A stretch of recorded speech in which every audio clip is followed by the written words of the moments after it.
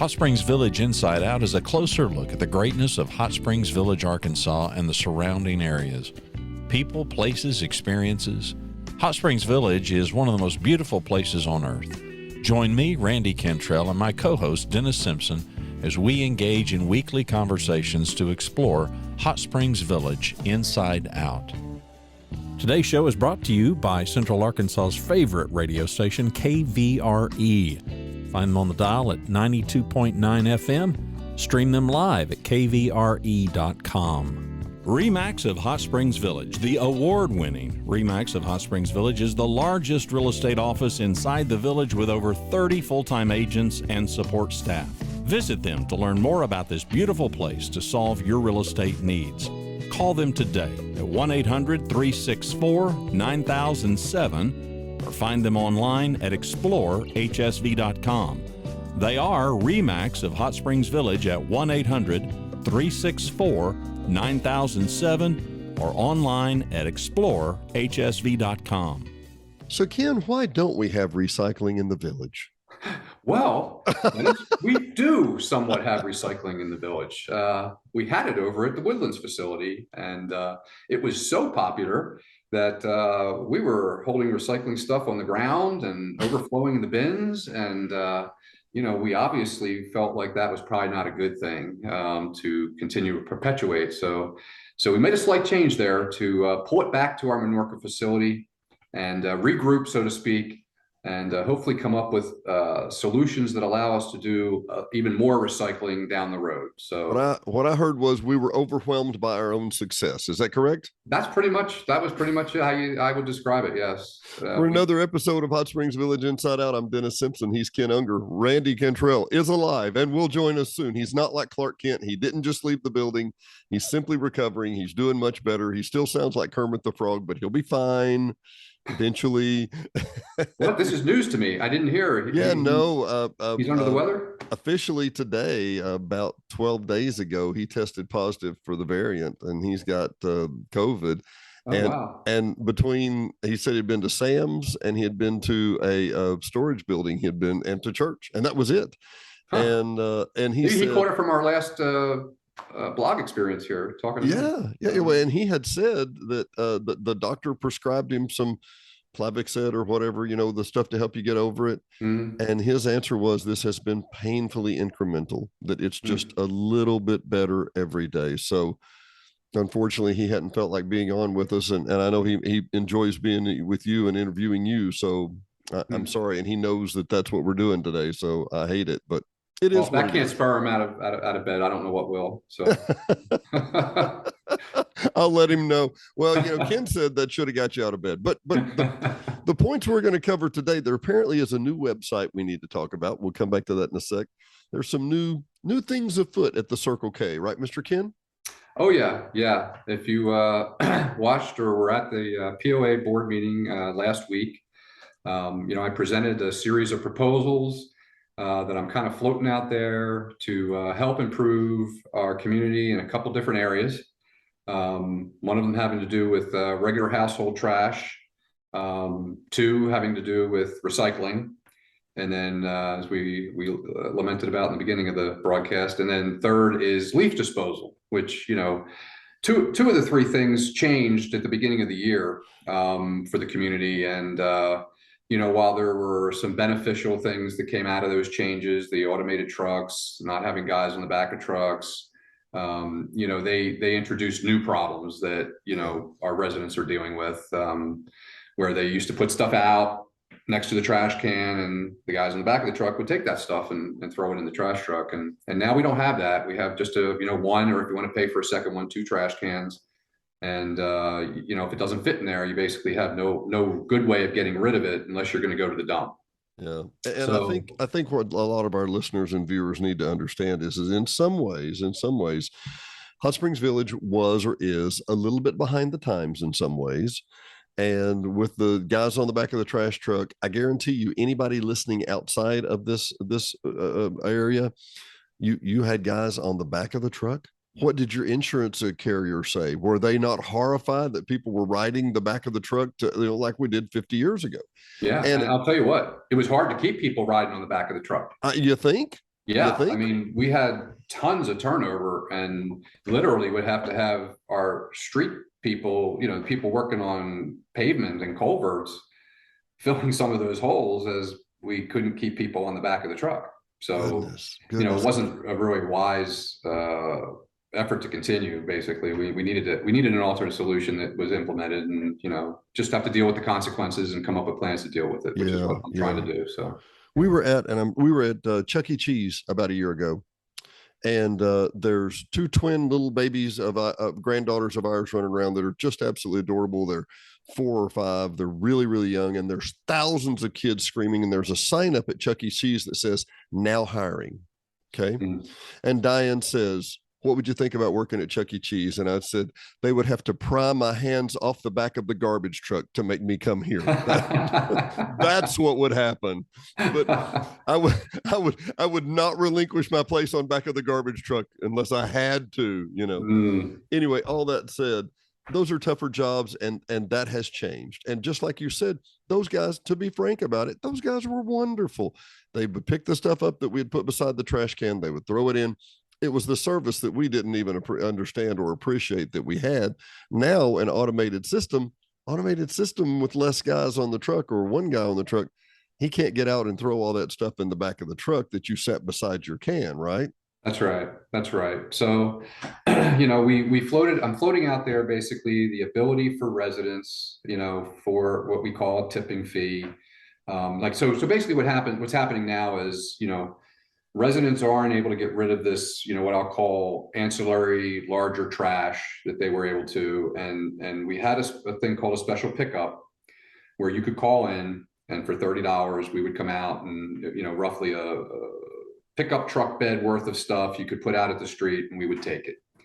So, basically what we're seeing happening is that service is being leveraged more, such to the point that it's backed up, almost over a month. And I think that's going to continue to get worse, basically, if we don't come up with a solution here. And for most people, that might work for if you have a lot of large stuff to bring or get taken away. So we want to maintain that service. And then the other thing we're seeing as a result of that is more people are bringing this larger trash to the Minorca facility right now and trying to put it in the bins that are designed basically for the household trash. Just right, which is basically right behind the beehive. That's right, behind the beehive. So, which is freed for people who miss their trash to basically have a spot to bring their bags if they miss their trash pickup, or if you're busy, if you're a renter or something. Well, let's recap the rules here real quick. What are we talking about? Are we talking about old chairs or sofas or just big cardboard boxes, or what's the gist? Well, I mean, I've been watching what's happening, and people have been trying to bring everything under the sun there. What that facility is designed for is basically, like I said, if you miss your trash pickup, the bags that you would have in your trash can, you should be able to drop them off someplace if you miss it. And a few bags of something, not a trailer full of, chairs and other stuff. Right. Yeah. So, we're trying to come up with a solution that actually allows people to bring their trash to our facility. So, what I propose to the board and proposing to the community is that we establish for a tipping fee, because it fills up dumpsters pretty quick. Is that, for maybe half the price of the special pickup, we allow residents to come and pay for a receipt at the POA building for like $15, and then they can bring a trailer full of whatever they want over to the Minorca facility, and we'll have dumpsters set in the back that allow them to bring that type of trash over to the Minorca facility. Like a roll-off type dumpster or something? The really big ones? Roll-off dumpsters. And we're going to replace the dumpsters out front with trash cans, because we have a lot of excess trash cans, and that service will remain there for residents to be able to drop off trash bags and stuff. But this will give the community an opportunity to just go over there, drop off the receipt you get from the POA building, and then drop your stuff into dumpsters. And in my mind, I'm thinking, $15 or $30 for a truckload or whatever. That's cheap. That's really, really, really cheap by any comparison, wouldn't you think? I mean, yeah. I think Little Rock doesn't do that. Hot Springs doesn't do that. Yeah, and I think if I'm just looking at myself right now. I mean, I just moved. I have a lot of stuff, and I'm aggregating it in an area, and when I get enough, I would put it out for, call for a special pickup. In this case, I could have a little lesser amount and feel comfortable going and getting to purchase something to be able to take it over there myself and not have to wait for the special pickup. Yeah. But if I have a lot of stuff and I don't have a truck or something to take it in, then yeah, I can still do the special pickup where we come out and get it. So, I think it's a win-win for the community if we can get this through. And I'm probably going to push that through the board next meeting if they're okay with it, to try to see how it goes, just like we're doing with the recycling, which I'll talk about next. Great idea. Yeah. Okay. Well, tell us more about the recycling. What's up on that? Yeah. So, if you remember back, the community had a full recycling area, maybe two, I think, if I remember correctly, but one by the animal shelter. And because of resource issues and just ability to support it, they closed that down. Residents were told to use the facilities out on 7 or in Saline County, which really the one on 7 is not that far from us, but it is for presumably Garland County residents. I don't know if they even check licenses there, but so residents still have access to that. But then at some point in time in the last year or so, somebody decided to open up this what I'm calling a satellite facility, where we brought out this long trailer over to Woodlands and open it up to residents for a limited amount of time, 1 day a week, to bring stuff over. And basically what was happening was we realized there's a big need for recycling in the village. There's a lot of people that want to do it. And we were just getting overwhelmed. Just 4 hours of operating out there, the recycling stuff was overflowing. So and let me interject, because I don't even know that you know about this, but just back behind the DeSoto Dam here, just down the hill, there's an old workshop there, right where the trail comes out onto the road that goes to the dog park. And 15, 14 years ago, we had full-blown recycling right there. That's the other location. Yeah. We had plastics and metals and papers and whatever. And that was a big deal. And when that went away, we all went, oh. Yeah. And it in that entity where it was open pretty much all the time. Yeah. We've bemoaned that ever since that for the last decade or so. And when I have guests come in, they're like, you don't have recycling? No, we don't have recycling. Yeah. And my suggestion, and I'm still going to go with this, and I think you'll back me up on this. We do the reduce, reuse, recycle, blah, blah, blah, blah, blah. Yeah. Focus on the reduce part. Quit buying bottled water. We have fantastic water here in the village. If you never buy it in the first place, you don't have to recycle it in the last place. Anyway, I'm off my soapbox now, but you get my point, right? Oh, yeah. I think, to the extent that you can reduce your reliance on plastics, especially, because frankly, that's the problem with what we're dealing with on recycling right now. Really? So, yeah, because, the Garland County recycling facility, they have to separate all the 1s and 2s. So we only take 1s and 2s in this at our little satellite facility, but they have to separate that stuff. So they get our trailer and basically they have to go through it by hand, separate it by hand. There's somebody literally it's in the bin. Let's break down 1s and 2s. Break down 1s and 2s. The little numbers. And if you ever tried that, it's not the easiest thing to find. If you know what you're looking for, I guess you can find them pretty quick. But it could be the bottle cap of your soda has a 1 and the bottle itself is a 2, and you have to throw them literally different directions. Yeah. So that's what takes all. So when we get done Thursday and we take that trailer over there, we don't get it back for 3 or 4 days. That's why literally it takes them 3 or 4 days to go through it. So we're working with them to try to modify that. But the first step, in my view, was, it was taking a lot of effort. We had to take the trailer over there. It would be out there for 3 or 4 hours. It would fill up in 3 hours from what we, observed. And then everything else was just excess on the ground or overflowing. So we'd have to clean all that up. And then pull it back to take it over to the Garland County, and then sorry about that. No problem. If it's an emergency and you need to, I understand. We can pause. Oh, no, we're good. Okay. So basically, the first step was pulling it back to the Minorca facility where we had more control over it. Yeah. We're already taking trash from people, so people are familiar with the place for the most part, and hopefully, people that want to recycle will find it convenient as well. And we've done it there several Thursdays now. We did cut the hours back because, again, the amount of time we were able to actually take all that stuff was based on the size of the container. So we're operating about 3 hours right now, and we fill everything up and then we shut it down. And the hope is, as we work with Garland County, we may be able to separate the plastics from the other stuff and hopefully get at least another day where we can take recycling at Minorca. So what you're saying is we can reduce that downtime, that return time. That's right. So we're working on that, and hopefully the goal is to at least get 1, maybe 2 more days. I have to see when we talk with them and how fast we can turn stuff around. But that would hopefully be more convenient for the community, and stuff will be spread out more, so we won't have as much volume coming in at one time, and we can make it work better. And we're already staffed there. We have somebody that monitors the trash that comes in, the household, supposedly household trash that comes in. So he's already there. He can help administer the recycling as well. So, we're not expending additional resources basically to do it there. So, and I can say this where you can't as easily, people, those trash cans behind the beehive that are in that parking lot, that is not a place where you can leave your trash until the beehive people show up the next morning. This has nothing to do with them, and that dumpster they have there, that's the beehive's dumpster. It's not the other ones. You can't just drop your trash off anytime during the night or day. And anecdotally, I'll tell you, that's what we're seeing. Yeah, which is another repercussion of the change in the trash trash program. So it's water of some sort. You push it off here, it pops up over here. That's right. I mean, look, people generate trash. They need a way to get rid of it. They're going to find ways to get rid of it. And we've also, we clean up quite a few dump sites throughout the village every week as well. Yeah. I'm not saying that that's going up as a result of the trash change, but it's certainly not helping if people have no way to get rid of stuff. So yeah, I'm one of the guys like you that travels the back roads and just looks around and goes, "Oh, this is beautiful. Oh, who put their dishwasher here? Yeah. What is this?" Yeah, so I get it.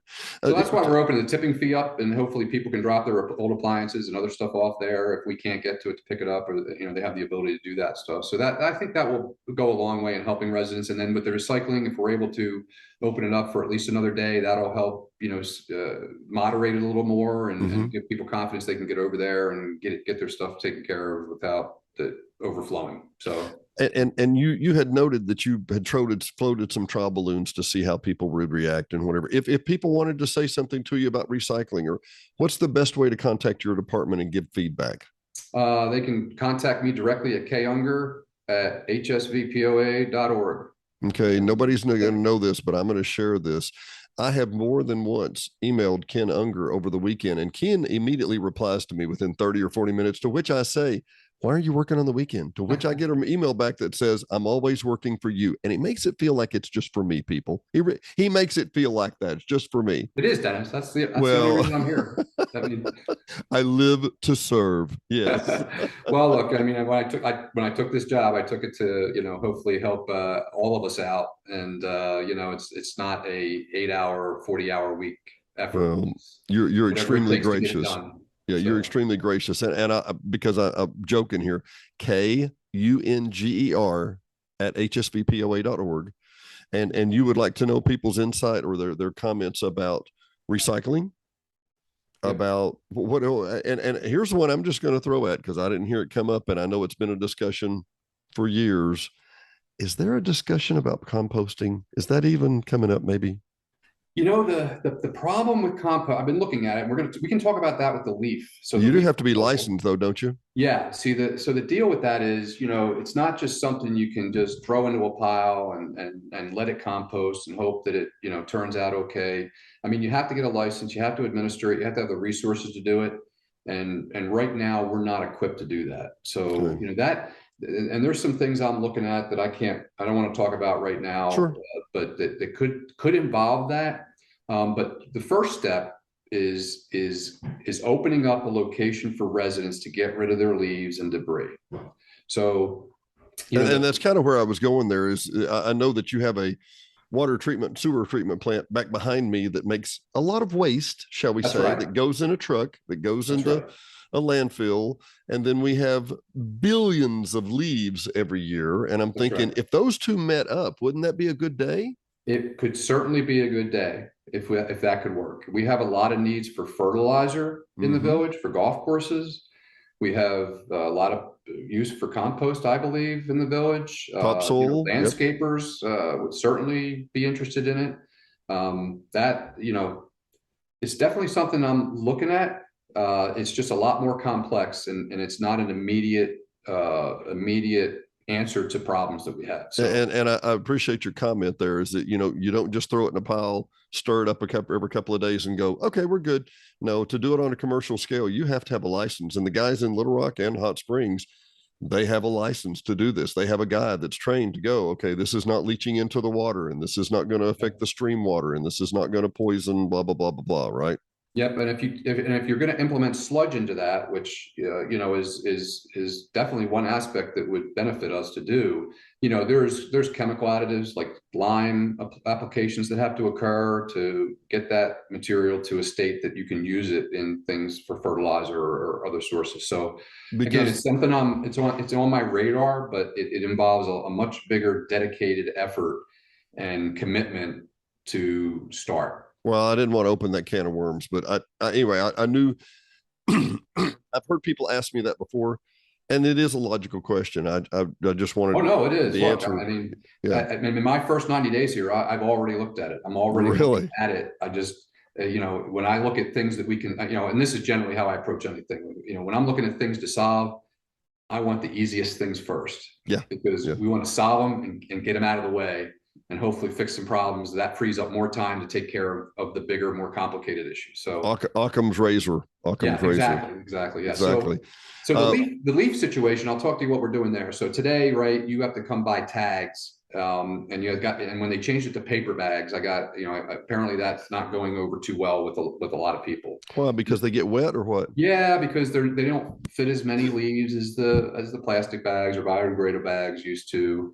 When they get wet, they fall apart. And frankly, the whole stick and debris solution, I just don't see that works very well. Having to cut things down and you're tie it up in strings and bundles. Who's weighing it? I mean, I don't know. The whole spec on that was just kind of a little bit strange, and we don't see that much of that stuff, frankly, which tells you that it's not being really, really assembled, or utilized way, right?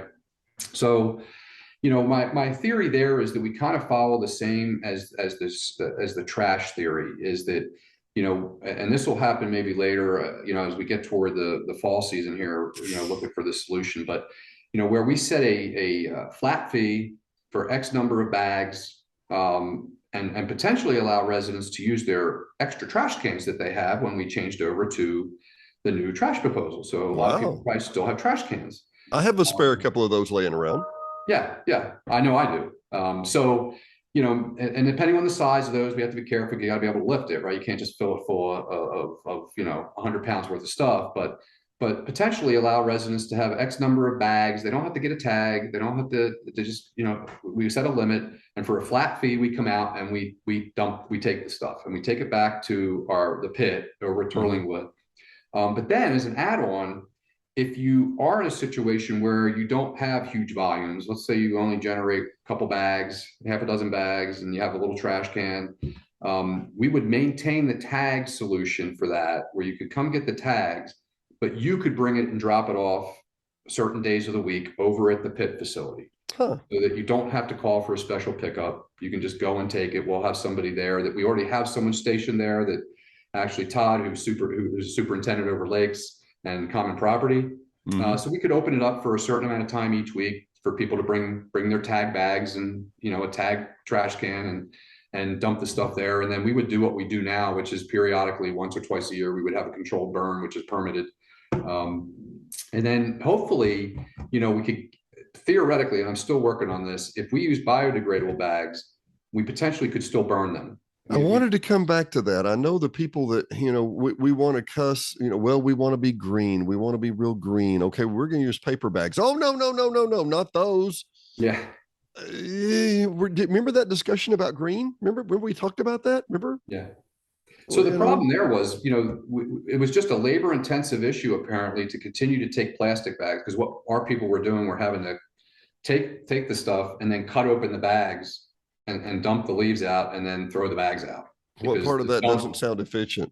No, the dump wouldn't take the plastic bags. So that's why they went, or the biodegradable bags. Apparently they're not accepted by the dump. So what I don't know yet from DEQ, and we're working with them, is whether or not you can actually burn the biodegradable bags. If you can, then we can let people go back to biodegradable bags, you know, and solve some of that problem as well. So we'll see. How many bags of leaves do you think you get a year? How many, what? Bags of leaves? Thousands, hundreds? At the facility? Mm-hmm.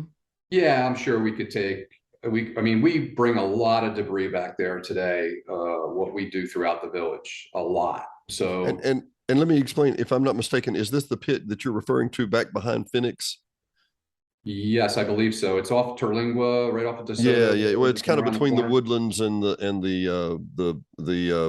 Ponce, or the gasoline alley, between that, back behind there. Yeah. The Cooper had called that the pit for 50 years. Yeah, that's where they drew aggregate out of. It was actually a quarry pit, basically, is what they used to build the roads. They would dump old stumps back there or whatever, you know. Yeah, there was a lot of stuff was done. Old pavements back there, which we're going to reuse, hopefully.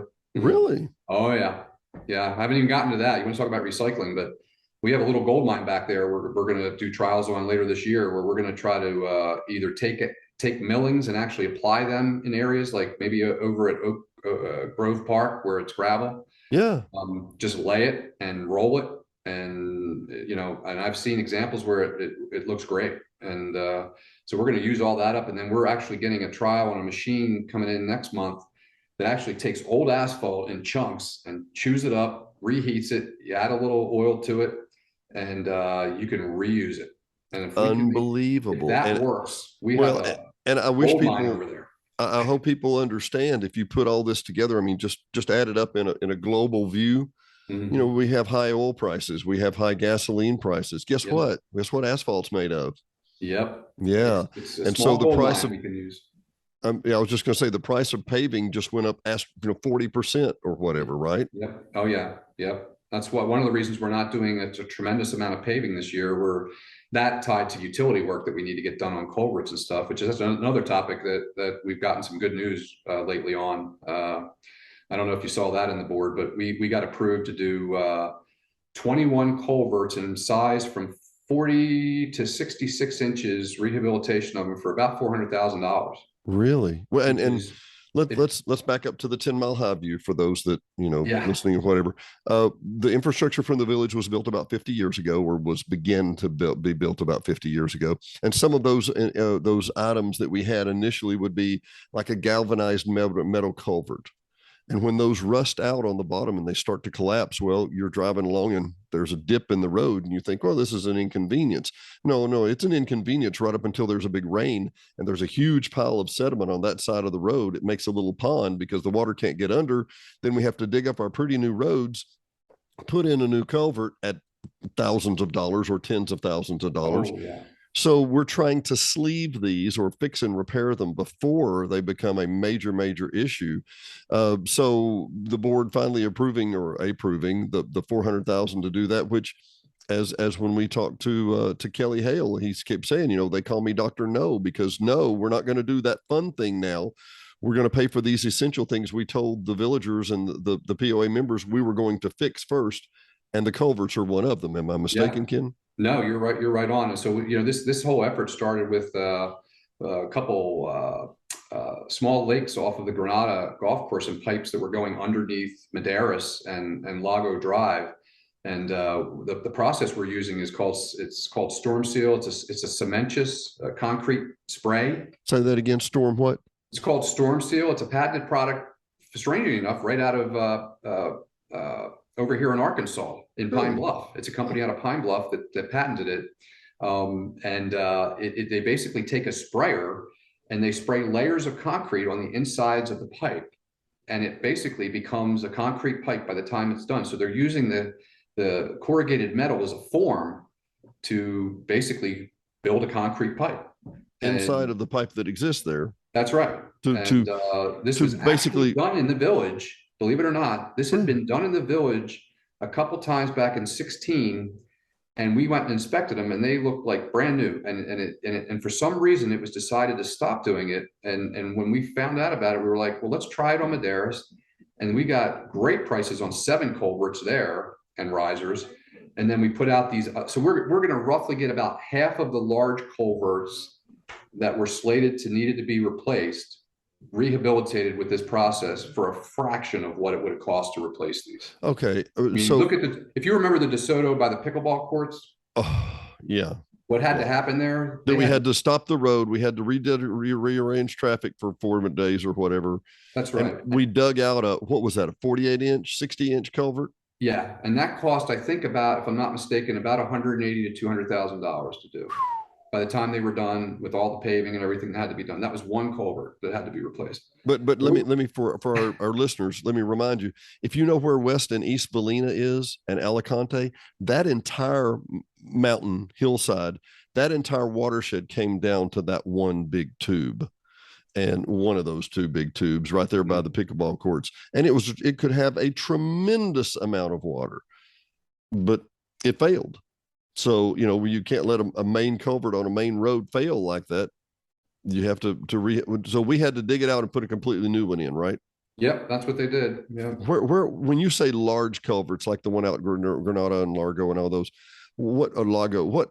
how big are we talking? 24, 48 inch, what? Now they're the ones over at Granada, I think, are 42-inch diameter pipes, and the ones that we're going to be rehabilitating in this second contract for 400,000 are anywhere from 42 to 66 inches, which is about. These are pipes you could walk through. You could bend over. You could walk through the 66. Oh yeah. Wow. These are huge. Now, so those on that end are going to be built in the 90s or something. Yeah, probably in the Granada area. Yeah, but so they're about 30 years old. Yep. And these were metal corrugated, and they rusted at the bottom again, like all of them, I guess. Yep. And the ones from 2016 looked pristine. The rehabilitated ones. Yeah, the ones that they cementous line look really good. So the estimated life on these will be about 25 to 30 years when they're done. I mean, and because I'm just jumping ahead, like with the savings, does that allow you to go do more of these culverts before? Well, yeah. I mean, I'm hoping to do all of the large culverts in the village within the next year. I mean, at these prices with doing this, because it's not petroleum based, so it's not being affected by the cost of gas or, oil. So, it's the perfect solution for the larger culverts to knock them out while we're waiting for things to turn around and hopefully get more competitive on. Well, when hopefully gas and oil prices fall, and we'll be able to repave some things we need to do next year or the year after, right? That's right. And we're still doing patching and crack sealing, which is really pavement preservation and fixing, really problem areas. It's just the major type pavement work that we're postponing until we get more of the culvert work done. And we have to we have some water main replacements we're going to start doing too. So that's part of the commitment to the community, is fixing some of the stuff that's been out there, and probably some sanitary sewer that needs to be rehabilitated too. We haven't quite gotten our arms around all of that yet, but you'll see a lot more of that utility work happening in the next year or two, which allows us to get the road surfaces. If we have to dig it up, then we're not like digging up stuff we just did. So what's the purpose of paving, and then we're going to tear it up and put new sewer lines or new water lines or whatever, right? That's right. So once we knock that out, we'll be able to do some more serious paving. So well, as usual, I've gotten us off track. Is there a website you want to talk about? Oh yes. Well, that was something else we rolled out, and I'm going to share my screen here for you so you can see what we're trying to do here. Let's see. I think I got to hit the share button here. So basically, can you see it? Yeah, it looks great. Yeah. So when I took over, my department had multiple locations on the member section of the Hot Springs Village website, and they were all somewhat conveniently located under services. But basically what we've done is we've consolidated that all under public services here. So it's not lakes and common areas, or so it's all in there were like 3 different sections that covered us, and there were various means of contacting us through those web pages. So we brought all of that together. We summarize what we do, what we cover, our contact information. But the thing that we're trying to stress here is the implementation of a contact form that we have on the website. So and now let me scroll up just a second for me, if you would. Yeah, we'll stop right there. Do not use this form to report an emergency. I think that's probably one of the most misunderstood things in the village. And because we're not a city like you might think. I would suggest, and I'm saying after hours, Ken, if there's a true emergency, contact the police and they will be able to, and don't call 911, just 501-922-0011. That's the non-emergency number, 501-922-0011 for the police department, and they will dispatch the water department or whoever needs to be authorized or contacted. Would that be good advice? Yeah, I mean, you can always contact the police. What we're saying here is for non-police emergencies, basically, if you have a grinder tank overflowing that, is an emergency, or you see a pretty major water leak, is that you should call us directly during normal business hours. And then after hours, that number is the water plant, basically, which is staffed 24/7. So, okay. 365. So we have somebody at that location after hours. So what would I fill out for this if I had a public service request? What would so let's kind of look at the thing here. We're asking for your name, your street address, email address, and phone number, and then under this pull down, basically we have listed all of the different services that we provide. So all in one location for you to kind of look at and say, here's my issue. I'm going to click this. If it doesn't show up, you can put other issue. And then below that, basically, and I don't know if you want to go through all these, but these are all the various, water service requests, leaks, street issues, culvert drainage issues, sanitary sewer issues, which could be your grinder tank, common property issues. We have hazardous trees, locate property corners, and some of these do have fees associated with them. Like locate property corners is a fee-based service we provide to the village. Shoreline spraying is the same thing. There is a fee-based service, but this will at least get your request started, and then from there, we would either reach out to you to get more information or to tell you about paying for the service that you need. But anyway, and then if you don't see anything on here, you can click other issue.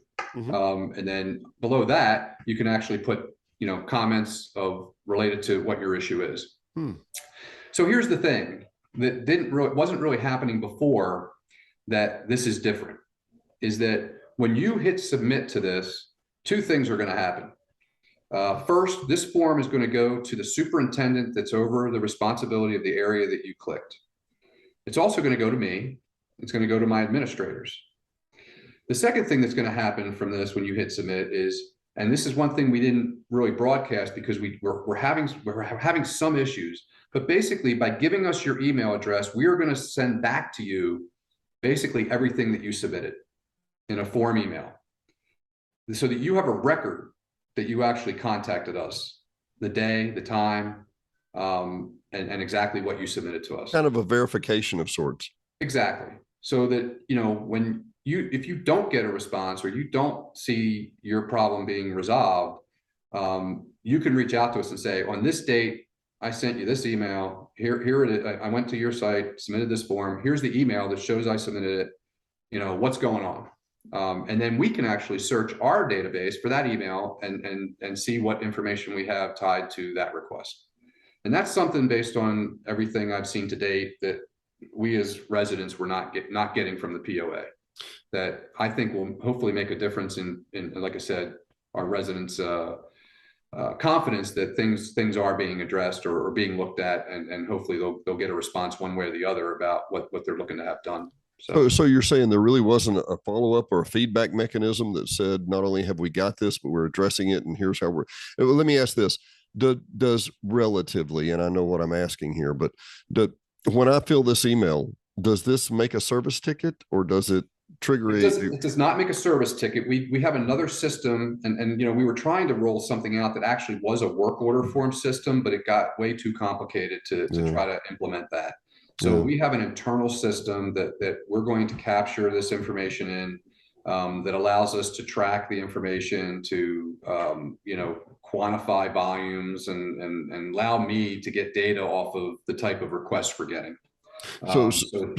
So you're saying maybe that a supervisor might read this, Todd or a lakes person or whatever. If I needed my lake sprayed and I had a problem and they verified it was an issue, then that would spawn a ticket But then I would be notified that, hey, we're addressing this issue and here's how we're going to fix it, or how do they do that? Yeah, and it's not a guarantee that whatever you submit is going to be necessarily addressed, but it actually is going to get to the responsible party, the superintendent of that department that owns that issue, as well as me, and that, you know, your issue should be at least acknowledged, and you know, if we can't do it for some reason, we're gonna get back to you. If there's another step required, like for example, you have to pay for it, we'll let you know that you need to call and get your, you know, fee paid before we do this service, and at least, you know, again, there'll be a better interaction between the resident and our organization to ensure that stuff's being dealt with properly. It's a wonderful point.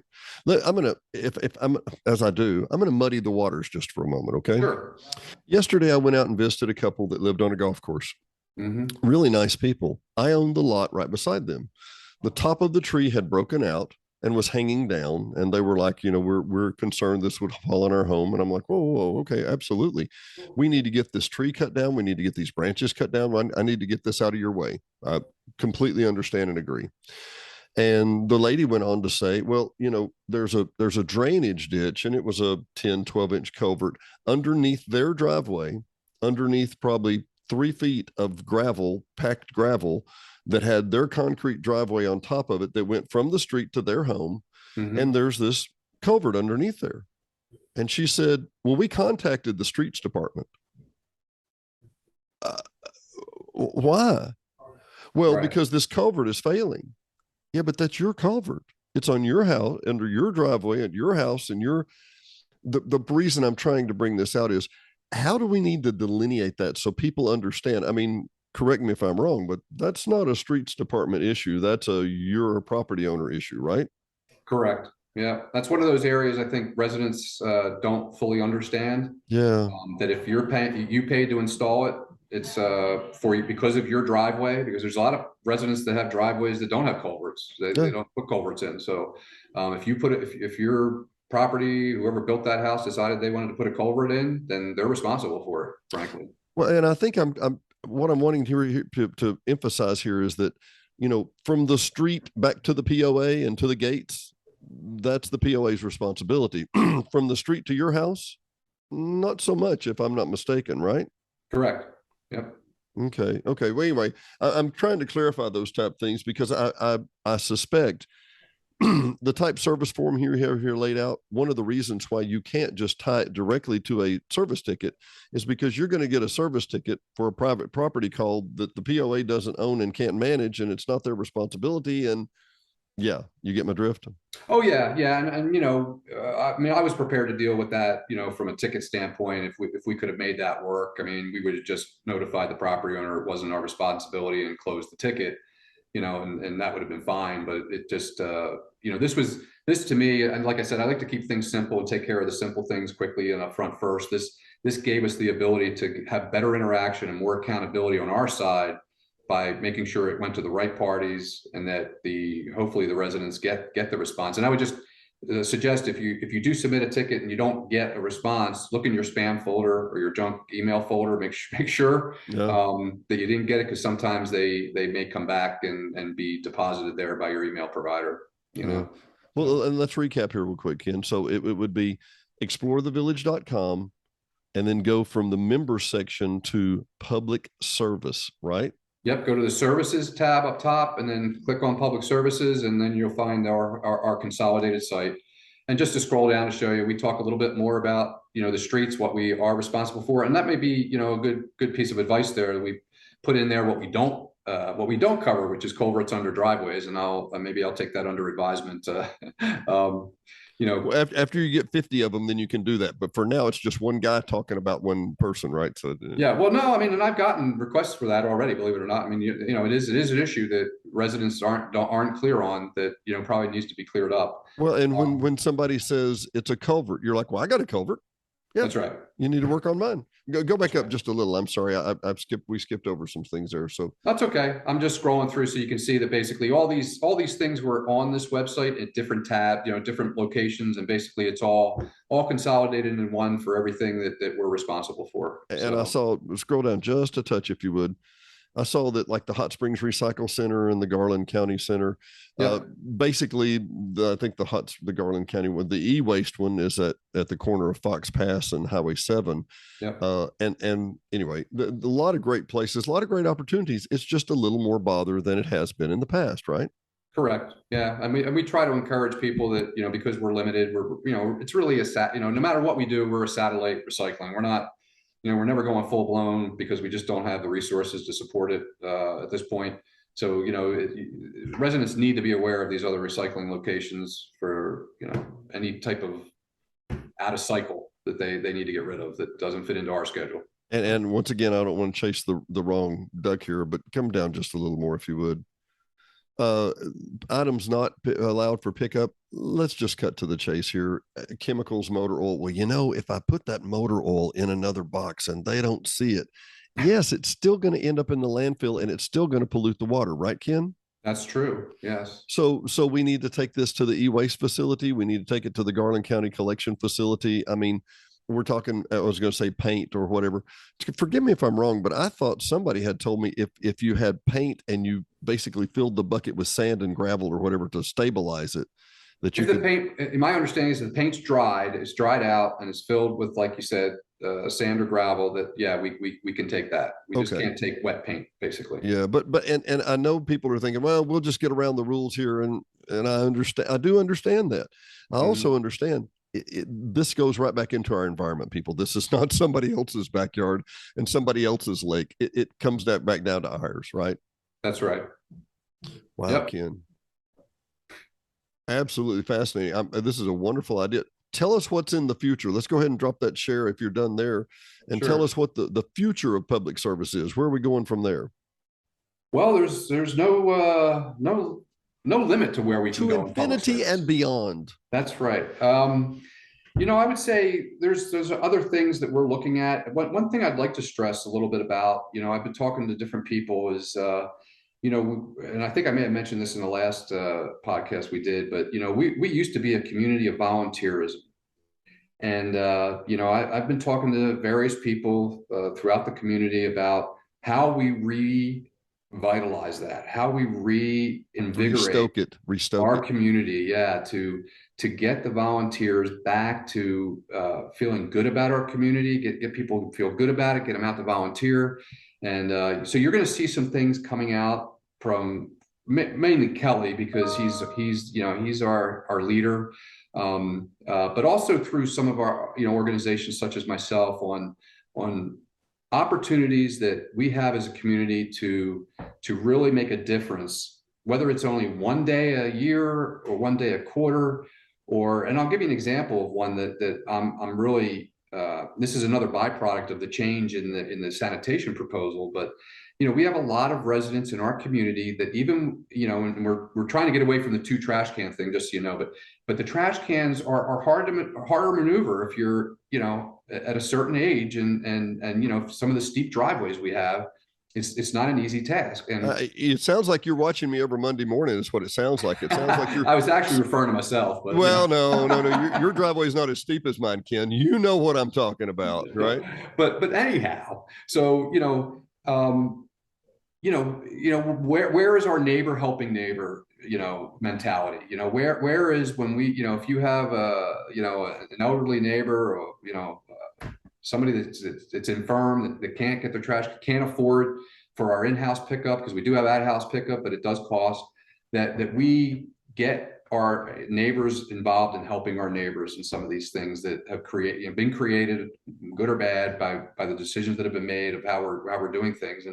And I think there's no shortage of opportunities of that in our community to really push those things. And I just think we'll be that much better off if we can get people motivated to do those types of things. So, you'll hear a lot more about that in the future here.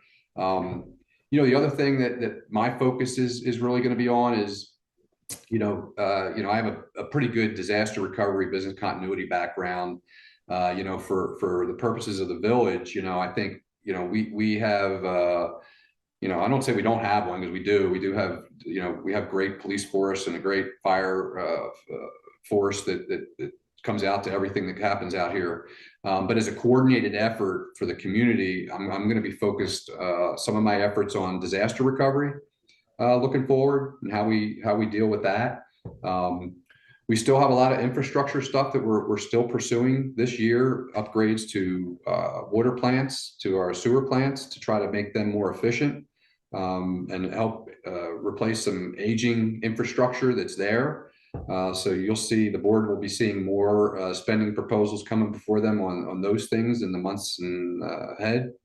And just, basically getting the public services organization into a well-oiled fighting machine, basically, to be able to, put stuff into the mill and have it come back out on the other side, so that we can really start hammering the infrastructure stuff that we're talking about. And when we get to pavement, start really making an impact on those things as well. So, that's kind of the focus for the rest of the year. Well, let me come back to a couple of things that you mentioned there. Step one, you have an ally and a friend on this show when you talk about helping our neighbors. Yep. I will be more than happy to do as many shows and as many discussions and push as much as we can. I think what we need to realize, and I'm speaking to you and me here, Ken, is that the people who built, maintained, and stayed here, and frankly, we're going to their estate sales now. Yeah. And that is the greatest generation. And unfortunately, they're passing away as all great folks do. But these people, these are people, and I'll tell you why I brought up the composting, because I'm seeing a whole new group of people that are going, can we have a garden in the village? Well, I'd like to have a garden in my backyard. I'd like to, some composting I'm seeing that 1920s pandemic, Great Recession mindset of people who are going, maybe we need to kind of cover what we have here. Maybe we don't need to be as wasteful. Maybe just because we have that number in the bank doesn't mean we have to go out to eat every night or whatever. And I think we're seeing a change in the psyche of the entire nation. I think we're seeing people that are, well, just because we have that, we don't have to spend it right now, or we don't have to run up that much debt. And it doesn't have to be anything big. And I'll come back to that. It doesn't have to be anything big. I've got neighbors across the street from me that live in Dallas. Well, they'll come here for every other weekend, maybe. They leave their trash out for a Monday. They're great neighbors. Well, guess what? There's nobody to carry their trash up on a Tuesday, except for me. That's my job. Have they ever asked me to? Of course not. They haven't asked me to because they don't have to. That's my job. They're not here on Tuesdays. If I wasn't here on a Tuesday, they'd do the same thing for me. I think we may still have the sign at the gate. So 2010 or 2012, we were one of the 1,000 points of light. Yep. The volunteerism community of the United States. We were renowned for this. Yep. But those people are passing away. It's been 10, 12 years, and that it's time for us to step up and be our greatest generation. It's time for us to step up and be our neighbor's helper. You bet. And I think, the last few years with COVID and other things have definitely had an impact on that. And part of it's just, I believe, and that's what we're going to find out, is just awareness. We need to be promoting the organizations within the village that do the charity work. If, the churches, the Kiwanis, the Lions Club, all those organizations, and get people engaged the day they move here, and whether it be the newcomers or whatever, and try to figure out how we get them engaged. And that's some of the discussions I've been having with certain individuals about how do we leverage our interactions with residents in order to promote volunteerism in the community. So, that's you, and your platform here is an excellent way to do that. I think, it's just talking about it is making people aware that there's a lot of volunteer opportunities in the village that, frankly, like you said, the people that did it for years are no longer around, or they can't anymore. And, the more people we can get aware of these organizations that need help and would love to have volunteers, the better served we'll be as a community. So it's no longer somebody else's job. That's right. Yeah. Yep. One of my favorite quotes of all time, we'll try and wrap up with this real quick. One of my favorite quotes of all time is Zig Ziglar. And Zig Ziglar says that selfishness is the only disease that makes everybody around the person that has it sick, except for the person that has it. Yeah. If you're selfish, you don't know that you have it, but everybody around you is way too aware of the fact you've got it, right. And my motto is, if you're going to complain, you need to get out there and start helping. That's my motto. Time to stop searching. Time to stop cursing the darkness and light a candle. That's right. That's right. Because we're only going to be better if everybody. Ken, it has been a delight. I tell you what, let's put you down for another 6 to 8 weeks, and we'll circle back around and get an update from you. Okay. Sounds good. For Hot Springs Village Inside Out, Dennis Simpson, Randy Cantrell, who will be back, and Ken Unger, it's been a pleasure. Thanks, buddy. All right. Thank you. We will see you next time. Yep. Bye-bye. Bye-bye. Thanks for listening to another episode of Hot Springs Village Inside Out, a podcast where Hot Springs Village, Arkansas is the star. Please subscribe to the podcast. You can do that by visiting our website, hsvinsideout.com, and tell a friend.